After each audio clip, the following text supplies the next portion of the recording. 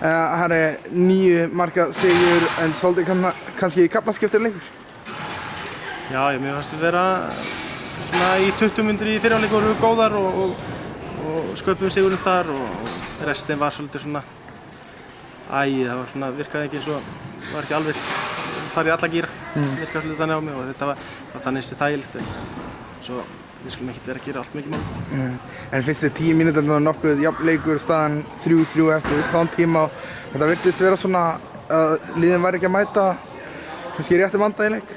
Jú, mér fannst það ekkert vanda. Mér fannst sko við stöndum ágætlega vörn á þeim tímapunkti og þær fá að spila langar sóknir og við reynum að keyra stempað upp og við klikkum hana 1-2 skotum og sem gerir verkum að þetta hefði kannski lukkað betur en svo bara ná þær ekki að halda eins slöku sóknum sem nær ekki alveg að halda við niður og við fáum nokkur hraðafl og þá var þetta svona komið, fannst mér. Það sást í þessum leik að breiddin er fínhæðir 9 leikmenn sem skoraði þessi 30 mörk og 3 leikmenn fyrir utan kannski markmenn sem að komast ekki á töfluna. Jú, ég hef alltaf sagt það eru flotta leikmenn hjá mér og það er ekki bara einhverju 6-7 leikmenn sem geta eitthvað, heldur eru fleiri og það er margar hverjir sem sýndu það og þetta hefur kannski sumar átt að fá meiri tíma en það er bara svona hlutvæði.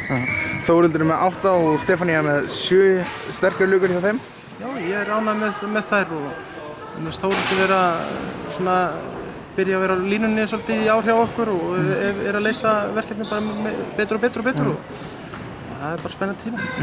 Það hlýtur að vera þægilegt að standa á bekknum með svona mun og kannski ekkert útlit fyrir að þú sért að fara að missa af frá þér? Auðvitað maður líður alltaf betur með það heldur en einhverjum erfiðleik ég var bara sáttur þannig séð. Nú er að fara í jólafrí, hvað á að gera með hópinn í jólafríinu? Ekki bara sitja á sófanum að borða svínin, nei, það verður tekið á því og við byrjum bara strax eftir nokkra daga aftur og við ætlum bara að koma sterk hérna eftir áramót. Takk.